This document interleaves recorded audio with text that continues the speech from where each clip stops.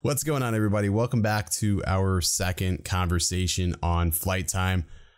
It's going to be an interesting talk today. We're going to be talking about sort of the motivation behind why we do what we do. I guess we're talking about money, basically. We'll just put it out there like that. Money. Yeah. You know what's funny? I was just doing a little binge watch of SpongeBob the other day. Mr. Krabs with the greedy money. We're not going to be greedy, though. We're not greedy.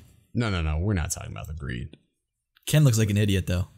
I wish you guys could see him right now. Dude, I'm wearing a Flash tank top, dude. You know, this was back when I was actually like going to the gym and like, yeah, my appearance was yeah. We're just not going to talk about it. It's depressing. But I think this is a good conversation because I know well before like we knew each other, well before I really started tailoring my channel to talk about drones, I would research, the probability or how much money you could make with a drone. And the videos were really, really bad. I don't know if you remember. No, yeah, I've looked up a couple. So I think one of the biggest questions I get asked is, how much money do you make with your drone? Or some people will say, what are your prices? What do you charge when you do drone work? Me and Ken, outside of doing YouTube, we also do drone work. And I mean, just to set a basis here, if you buy this drone and if you just have fun with it, that's okay. But also think of the potential you have with that drone. So like, if you buy a $1,500 drone, you can put that thing to work for you and pay that sucker off in a month, 2 months time, if you know what you're doing. So, if you guys aren't doing work with your drone, you don't have your Part 107, I'm a big advocate of it. Get your Part 107, do some drone work. It really is a great side hustle. Even if, you're just starting to get into drone stuff, the market is not that saturated yet. So around you, if you guys know of anybody that needs drone work done, I mean, look, it's definitely something to chase after. But anyway, I get a lot of people asking me like what I charge for my drone services aside from YouTube, and people say, how much money do you make? And I can say that Ken and I are not going to divulge like what we charge in terms of prices. We're not going to divulge how much money we make, but we do want to give a little bit of insight to the world of making money with your drones, because I think. Yeah, yeah, we're not rich. Ken's side hustle is playing poker because he can't bring enough money in with his drone. Exactly. So no, yeah. But that's something that I get asked all the time is how much I make, what I charge. We're not going to be answering that, but we do kind of hope we can offer some hindsight or maybe some clarity in terms of what you can make with your drone. And I think it's important to note too, like we are talking about two very different niches of drone flight, drone operations. I think Atmos imagery, that's what your business is called, right? That's my business. Well, it's Atmos Aerial Solutions. I couldn't get that name for like Instagram. That's a good name, man. Such a great name, dude. Such a great name. Just rolls off the tongue. It does. It sounds good. I'm actually jealous. So then mine is Apex Aerial Imaging, which if I had to do it all over again, knowing what I know now, I probably wouldn't have put aerial in the title on it. It's limiting. It is very limited. And I think that a lot of times people don't call me because they think I just do aerial imagery and nothing else. And that's not the case. Yeah, on my website, I want to put something that says like more than aerial or something. I don't know. Because I do a lot of things for other people that are not like aerial specific. And I'd love to add that somewhere to my website. But then I'm also thinking to myself, like, maybe that waters down my brand because that I don't know. I feel like it could have negative ramifications as well. I look at it like this. As long as I'm busy every single week and I have people calling me asking me to do something, that is a good thing. And where I'm at, I'm not really like overly saturated. From the best of my knowledge, nobody here in my county is really doing what I'm doing. And even actually further than my county, I still get calls for like Tampa and stuff. So, yeah. So now here's the thing, just to speak for Ken a little bit, he does real estate. That's his main thing. The thing I've been using my drones for are mapping and inspection. And it's funny because I'm getting calls from structural engineers near me. That's been like the recent group of people I've been getting calls from, and they're like, "Hey, we've been recommended by so and so. We know that he used a drone, so we want to learn a little bit more. We'd love to have you come out." And these guys pay me hourly. So for me, I'm not a certified roof inspector. I can't go and diagnose a building, but these guys do it as a profession, and they call me on, and I'm there with them for like 4 hours during the day, and I'll fly the drone wherever they need it. I'll take the photos, take the videos, document everything. I mean, that's really what they're paying me for. But it is insane how many people you get calling you saying like, oh, well, you know, we've heard about using drones. Is it helpful? Like, can you help us? Like, what can it do basically? And I find myself having a hour-long conversation talking about all the possibilities.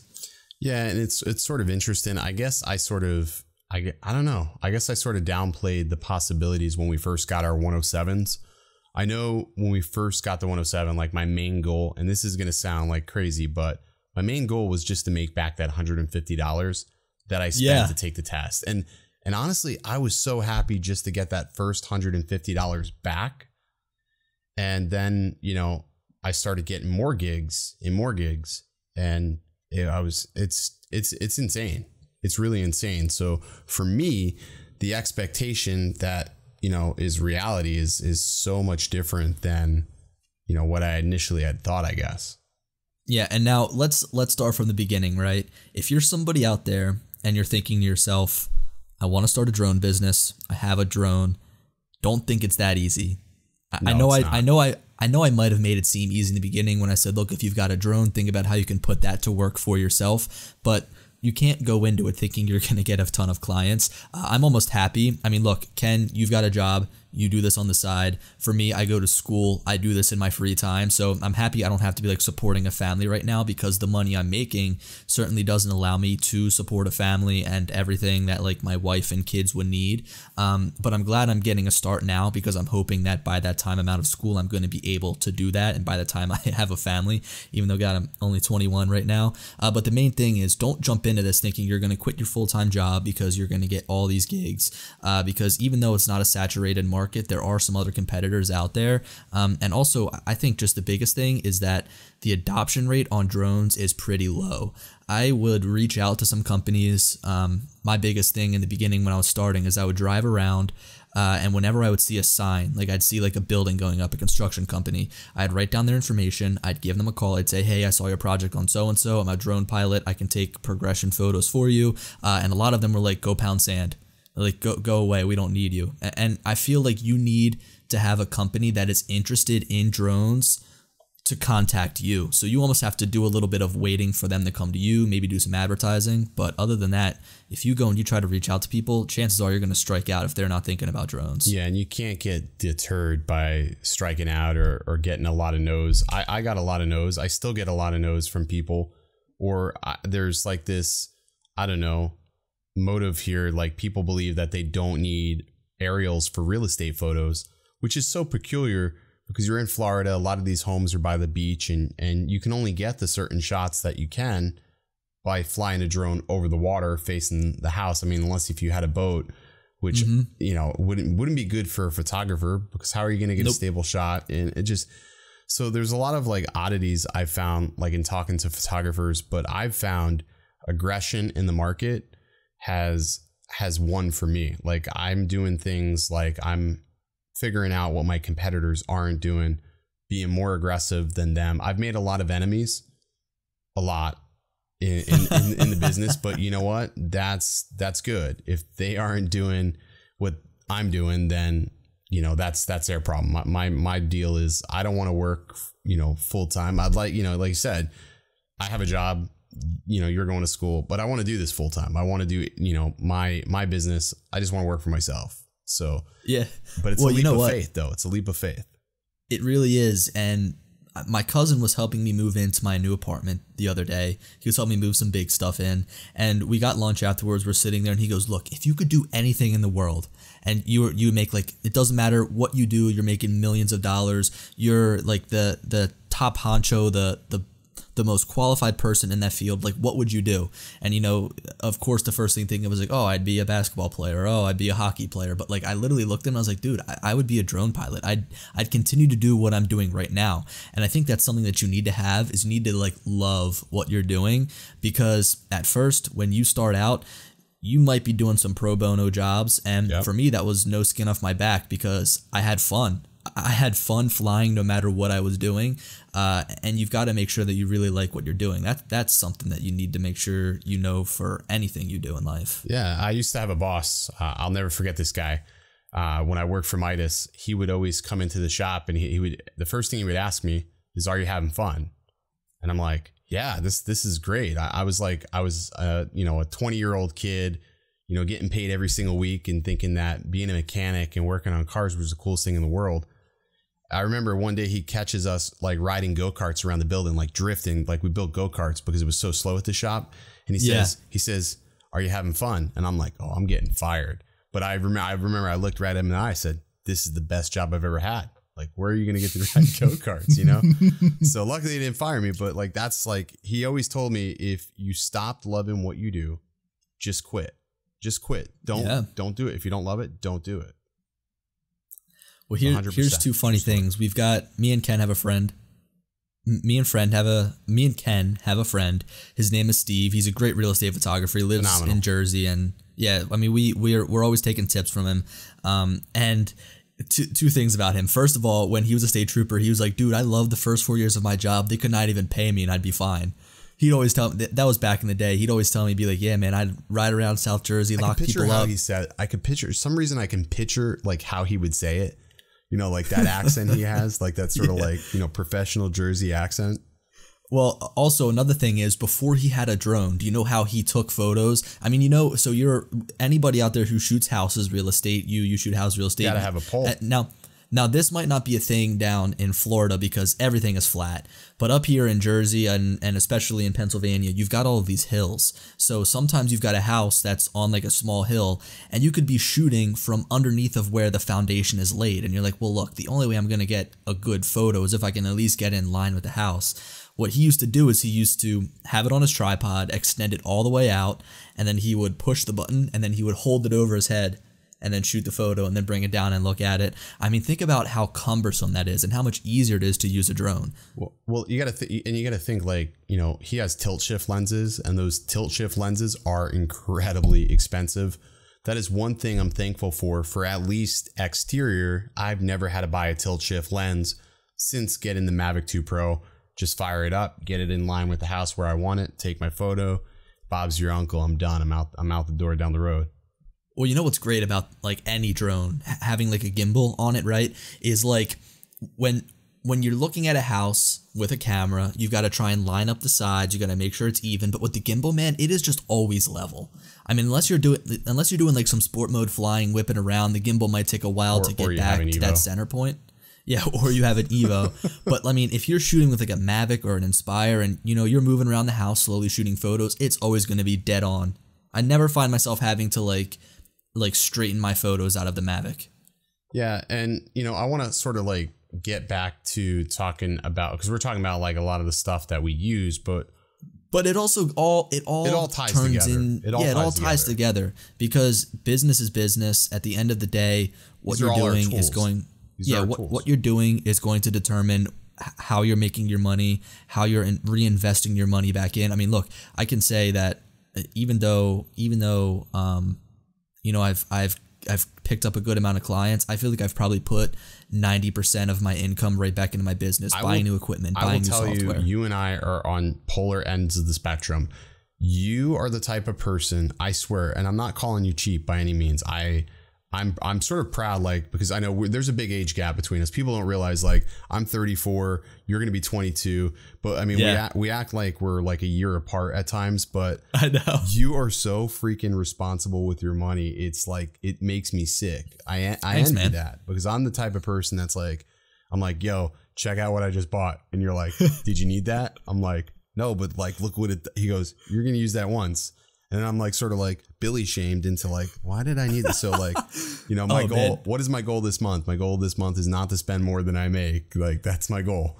Yeah, I know. You know what though? It's like I always find myself, I'm like, oh man, I need this one more piece of equipment to be like set. Like I won't need anything else. But then after that, I'm like, oh man, if I could just get this other piece of equipment, then I'm gonna be set. Like for me, I always find myself in these different situations where I'm like, oh, I wish I had that. So then I'll add that to my cart and I'll buy it. And then there's another situation I'm in. I mean, I feel like it's just gonna be a continuous cycle. It's never gonna be finished.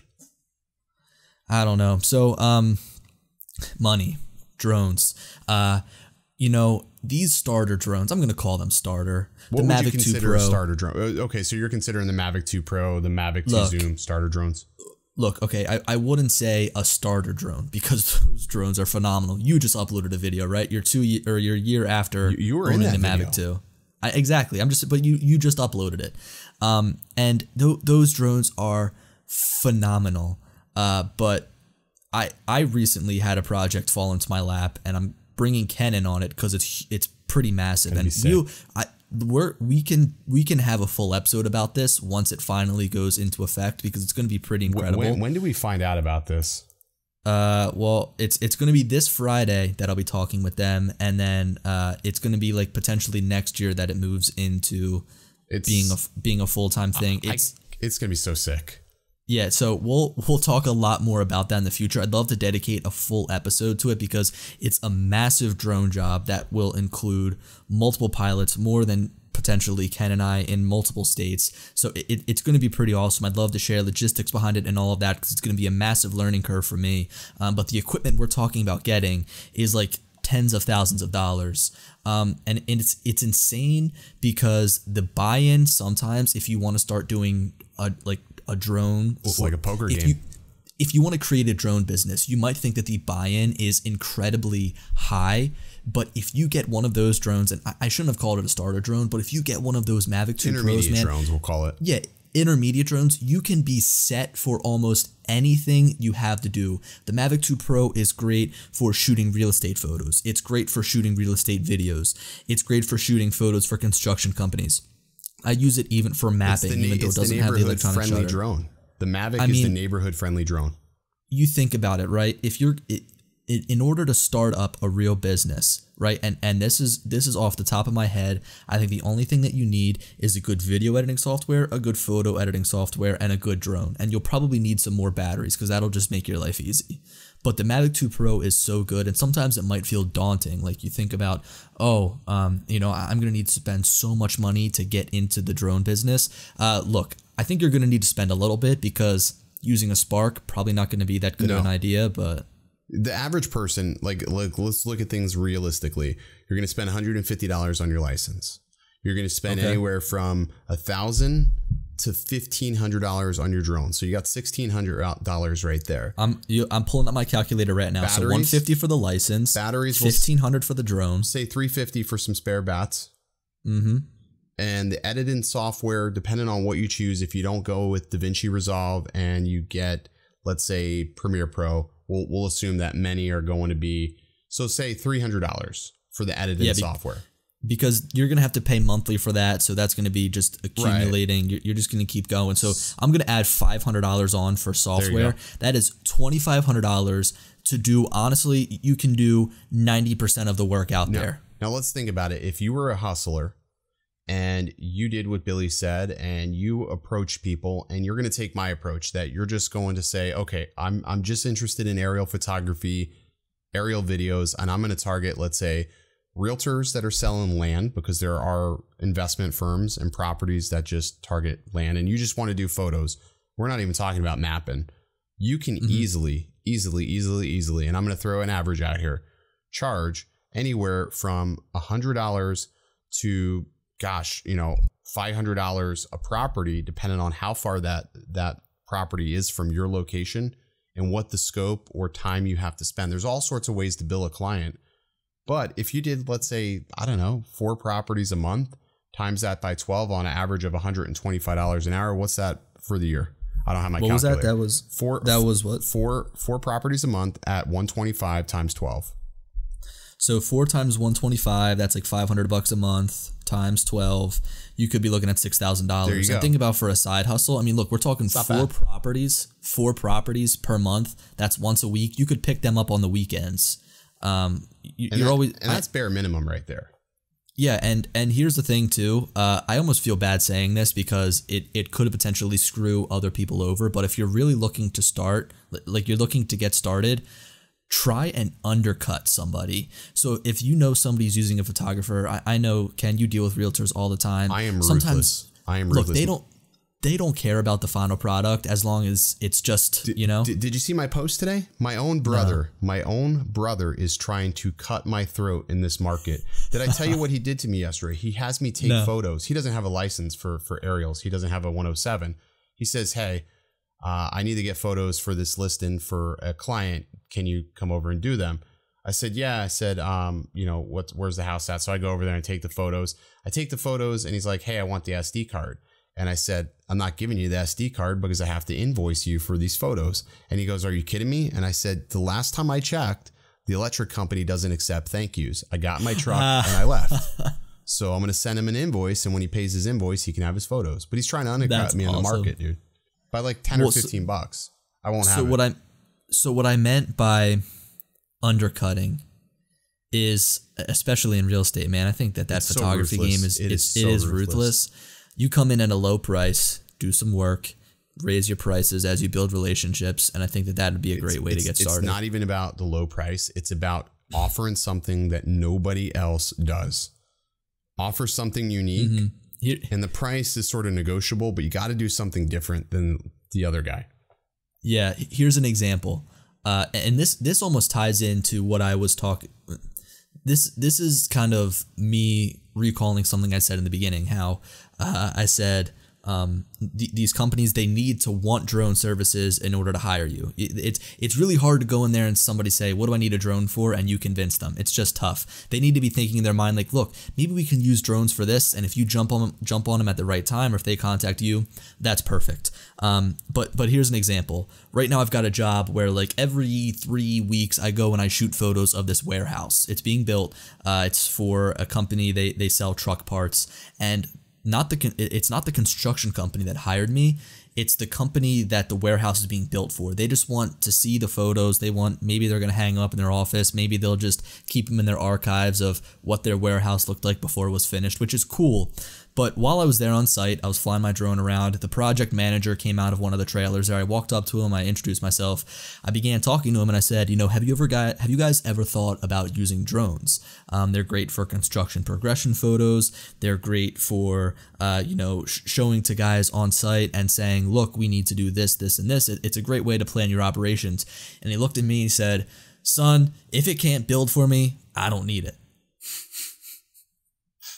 So a lot of these guys, and I think it's especially like in this construction industry where you're working with a lot of older guys, they could care less. They want you to go and pound sand. They're like, I don't care. What do I need this for?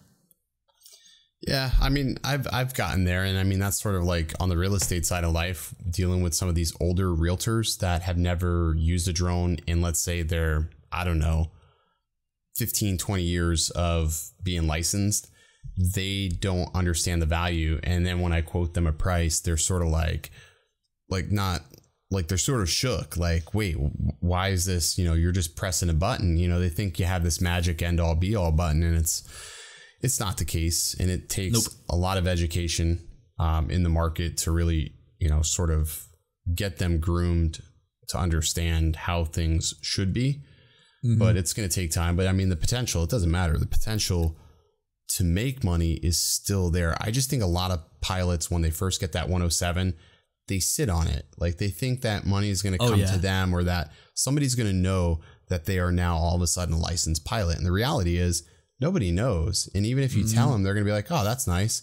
And they're not going to do anything more. You have to be aggressive. You got to like constantly be searching for that ROI on your purchases, especially if you want to get new products or you want to stay ahead of the curve.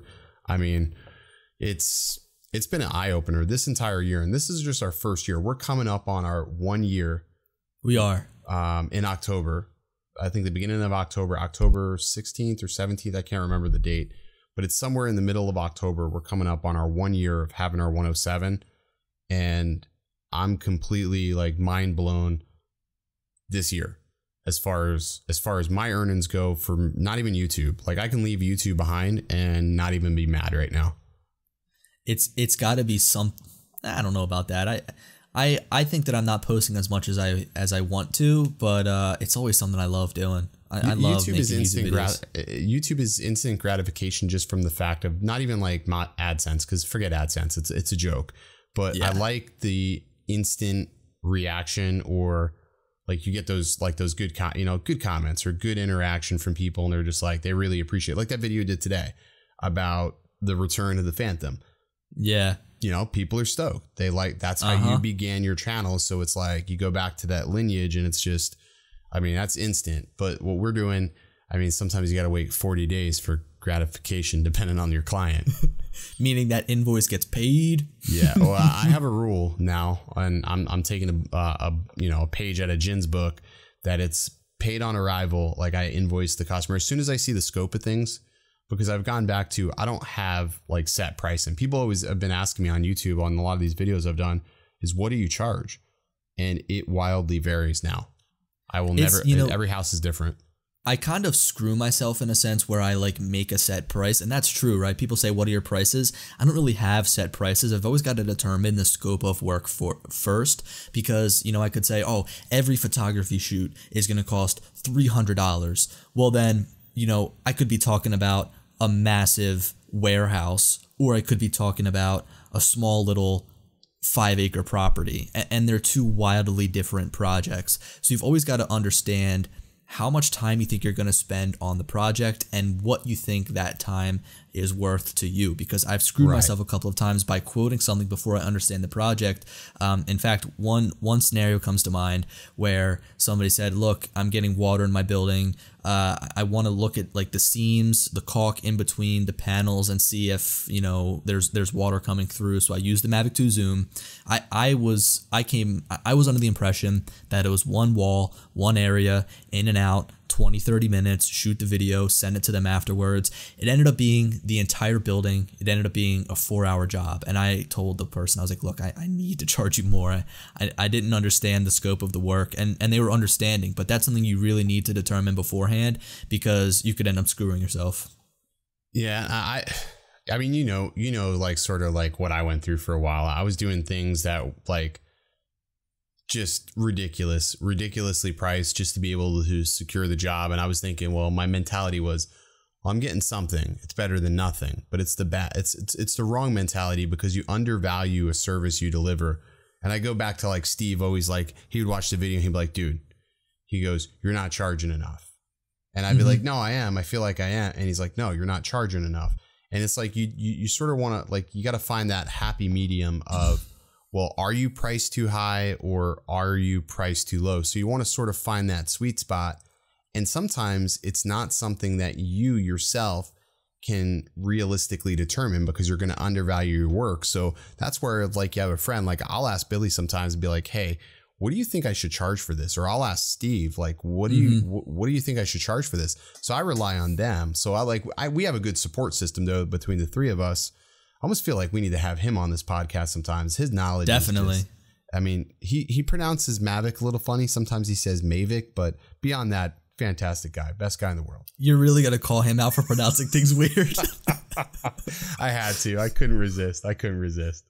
Here's another big thing when it comes to money and everything like that. I understand that everybody wants to get every single client that they can, but you've got to understand that you're going to lose clients, man. Yes. It's happened to me so many times, and I tried sometimes to break my back to make it work for certain clients, but there's other times where you've got to take a step back and understand that it actually might work out for the best if you don't do work for that person. And you may not know why they don't want to use you. Like a lot of times, like with realtors, you may do a job for them once. Like I've done jobs for realtors just once. I've never heard or talked to them again.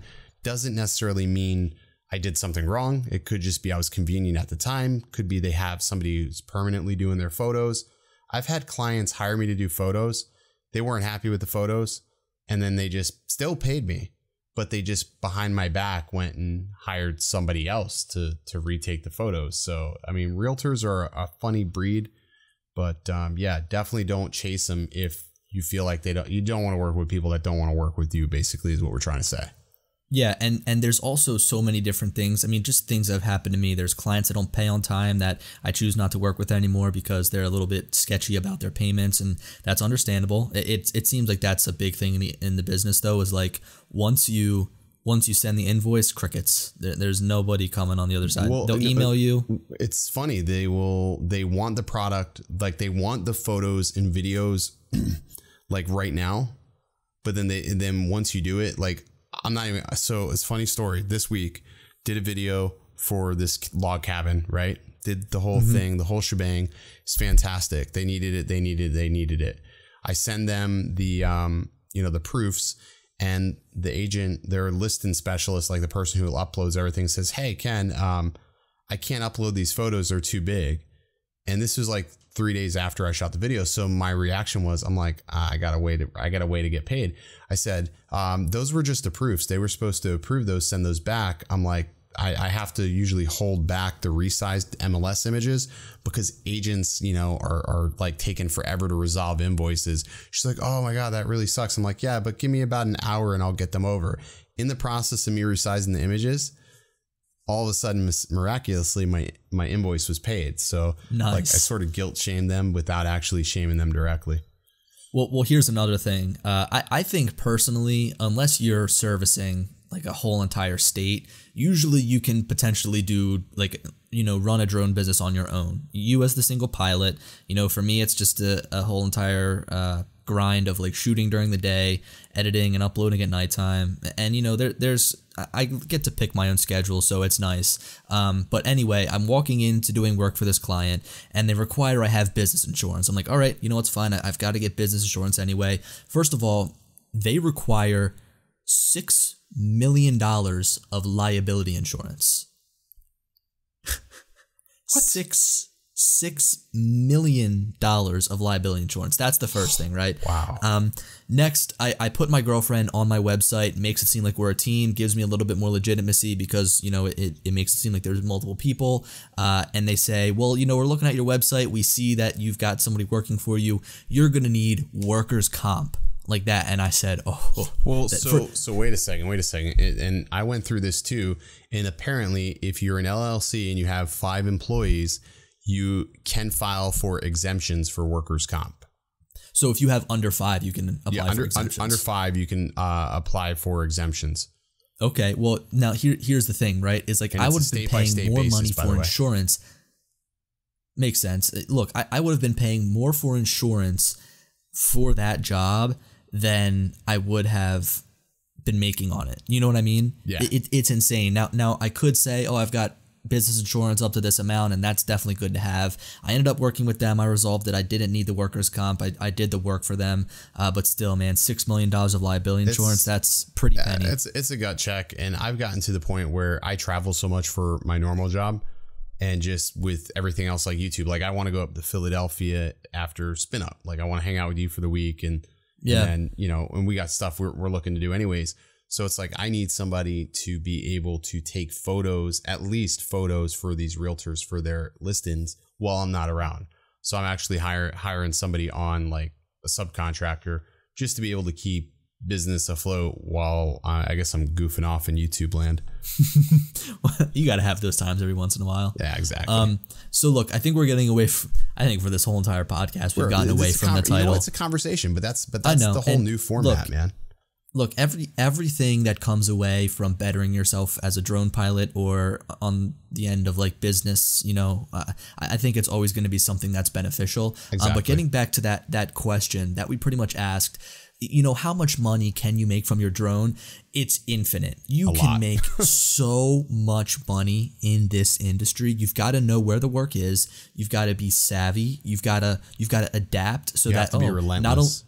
Not only do you shoot just photos, you also can do videos, but you can do mapping, you can do this, you can do that. I mean, if you're looking to do drone work, you should learn a ton of the different secrets and trades and tools within this industry because it's going to make you so much more valuable because there's not always going to be a ton of just photography jobs. But think about how many other video jobs there are. Think about how many other inspection jobs there are. You need to make yourself like a Swiss Army knife. Yeah, and you got to be a minute man. You got to be ready to go at a moment's notice because sometimes somebody may call you and say, "Hey, I need this done right now." And if you say no, somebody else is going to step up to the plate and take that gig. Yeah, and that's a big thing in terms of like drones. Is I find that a lot of this is like very, very time sensitive. Yes, time sensitive. Like a lot of these companies, when they do their inspections, it's almost like they want same day delivery, which I'll do. I mean, when you're doing inspection work, you don't have to really edit the photos like crazy. It's just about capturing what's there, which is nice. Real estate's a different ball game. You got to make them look pretty. You do like a pretty much overnight turnaround. You get delivered the next day. I'm promising my realtors 12-hour turnaround from the point I shoot to edit. It's 12 hours for photo and video. Good. Now, that's about average really in the industry. Sometimes a little bit longer depending on the situation. I know that before this episode, you had a shoot, right? Did you get that done? Yeah, it's done. I've already got the photos ready to deliver. I don't deliver. I literally deliver them in the morning. Like just Yeah, good idea. Because if you have inconsistent delivery times, now you're teaching your realtor that they can't really anticipate files at a certain time. So if you give your files to the person at the same time every single time, they can anticipate that this is what time I will have my files. So you got to train them like a dog. Dude, I train all my customers. All my customers, even before I started doing this, like training a customer is a real thing. You train them to certain expectations. Yeah. Well, look, what I was trying to say about like the potential is there in terms of like making money. I find myself like a lot of these people, whenever I do work for them, they're like, oh, I don't know many people flying drones. And that's the truth. Like for some of my clients, I become the drone guy. They don't think that there's any other competition out there. They're like, oh, these drones are so new. You're the only person I know that flies drones. Come in and help me or whatever. So that's another thing you can use to your advantage, because I know of so many people that contact me and they say, I don't think there's anybody flying drones around me. I seem like I'm the only person. Anybody flying drones legally. That's a whole nother battle. What is, there's like a fine where if somebody uses like an operator who doesn't have a $5,000 or something like that. I thought it was 10. So like if it could be, it's not clear cut. That's the problem. Yeah, if you're a realtor, you hire somebody to take drone photos for you and they're not licensed, then you could get fined, which I find pretty crazy. It is crazy, but I've not known anybody that's been fined as of yet. Neither do I. Yeah, which you know what? These drone sort of fines, like idle threats, which sort of sucks. I want something more serious. These drone fines, they never pop. Like there's so much threats, but where's the enforcement? Well, they have conversations. Like I've watched video after video of people like, oh, the FAA called me. I think the FAA is like this big bad wolf that's really not. You know what I mean? Unless they have to, they're more about education. They want to see people educated. They don't want to prosecute. They don't seem like that type of agency. They seem more about education, which I can appreciate. This is totally, like, I guess it's a totally separate topic, but I sit there and I fly my drone around and I'm thinking to myself, like, how am I lumped in with people flying real aircraft? Like how are drones now getting lumped in with that, man? Like they're so harmless. You know what makes me mad though about this whole 107 thing and everything? This is off topic too. But when I go to the airport, like I feel like because I have this 107 license, I sort of just don't want to deal with pre-check. Like that license should be like, I don't want to take my shoes up because I have this card. I know it's silly to say, but I was thinking about that the last time I was flying. I'm like, I'm a pilot. Yeah. Oh God, that's the last thing you need to say. You say that you're a pilot, these people jump down your throat. Whoever your pilot's. That's why I like to say drone operator. I never say drone pilot. That just sounds weird. I say operator. Well, that's there's a whole slew of pilots that have YouTube channels, and honestly, I'll sit there and go down rabbit holes of watching them, and I'm just like, all right, they're so cool. And to see what they actually make in comparison to what we're making, it's if we put 110% into this, it's funny how operators and actual real pilots, they're not far off as far as income goes. Yeah, they're not. Look, that's the thing is right now there is so much money to be made with drones, and you know what? Let's wrap it up right here with this point is that there is so much money out there to be made with drones. It's just waiting there. You really have to put in the time though. And that's how it is with any business that you start, because if you're going to be doing a drone business, chances are, I mean, that's very entrepreneurial. You're going to be an entrepreneur. And the work is not just going to come to you. It's like if you create t-shirts, nobody knows that you create those t-shirts, nobody's going to come and buy those t-shirts from you. If you're offering drone services and nobody knows about it, I mean, nobody's going to come to you. So here are a couple of tips in terms of starting up a drone business. Website, you need it. Social media, you need it. Definitely a Facebook page. A Facebook page is huge. Ken can attest to that. Here's something else that I found, and this helps me seal a lot of deals. There's a lot of, I guess, there's a bad stigma against drones, right? That they're spying on people, that they're just all of the above. There's a bad stigma around drones. And what I've done is I've used my DJI flight record as proof that I'm a responsible and experienced pilot. That's why whenever I get a chance to go out and fly, I think about it as adding time to my experience, I guess, in general. And I'm able to have a hard copy, digital evidence, say, look, I have flown for this many hours, I've gone this many miles, and I've never damaged property, I've never done this, that. I mean, I think that that's a great selling point too, is being able to show your experience. Just hope they never watch your YouTube channel. My God, they would cringe. I'm messing with you. Yeah, right. A little bit of cleanup here for the channel. Do we still have our email for what we used to be called? It was Overcast, right? So yes, the email is flighttimepodcast@gmail.com. Flighttimepodcast@gmail.com. We're going to put a link in the description below, because something we want to do is, you're going to notice, like, obviously we don't do the video anymore, but we have like this overlay in the backdrop for each episode and for the thumbnails. So what we thought would be a cool idea is if you guys take cool photos and you want to submit your photo to be the next overlay in the next episode, go ahead and send us a link to your photo with your permission, express written consent, to flighttimepodcast@gmail.com, that we can use your photo in our next episode as overlay, sort of like a way to showcase your artwork and wherever you live. And, you know, if it's an epic photo, we'll select it, and then we'll sort of just take, like, I don't know, 5 minutes out of the show, just talk about the photo and who submitted it, give you a shout out type of thing. And I thought it'd be pretty cool. And I'll leave that link down in the description. It's not a link, but it's like an email. Yeah. It'll say, you know, photo submission or business inquiries. So go ahead, send an email there. We'd love to see what you guys are shooting. Location and the drone you shot it on.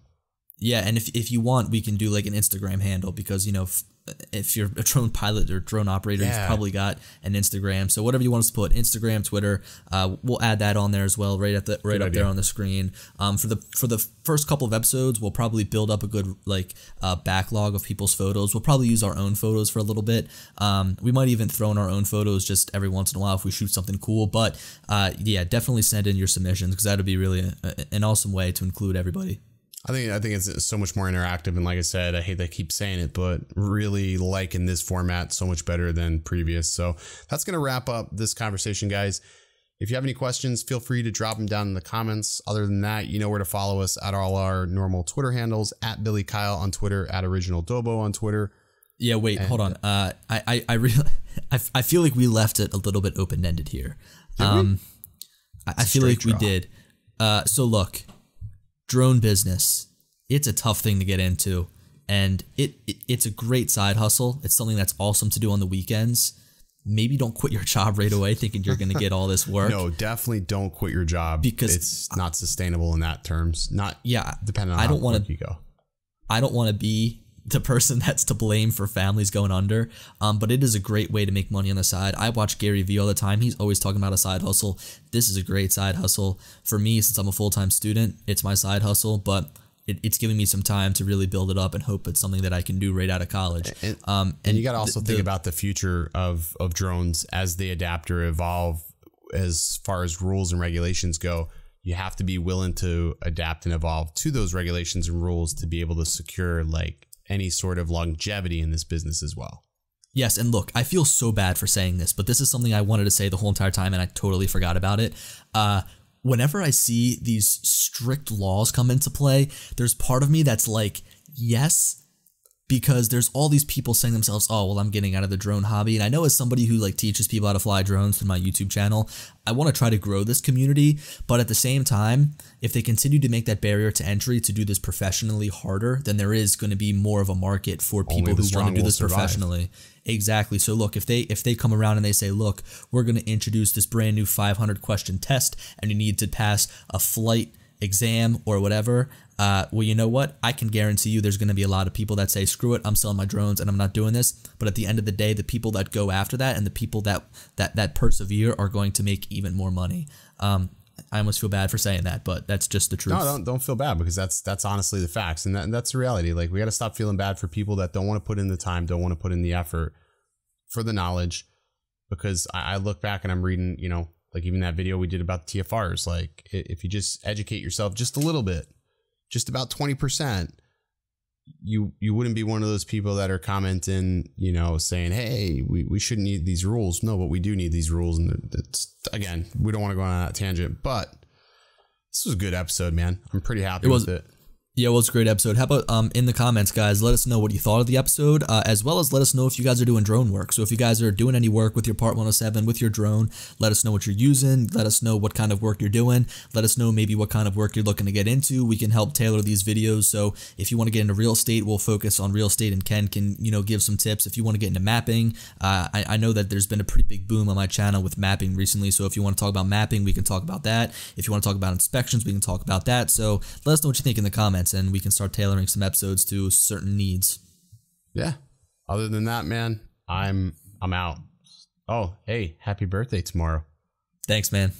You too. Well, yeah, by the time that this goes up, I'll be 22. You know what sucks, man? I'm 21 right now. What is there to look forward to? Like, what, at 25 I could rent a car without an early renter's fee? That's great. But what else? 22, you know, it's sort of like you're in a lull, man. I mean, just enjoy it. Still sort of it's like the pre-life crisis right there. 22 is a pre-life crisis. I just made that up. We'll end it on that note. We'll talk to you guys on Friday. Later.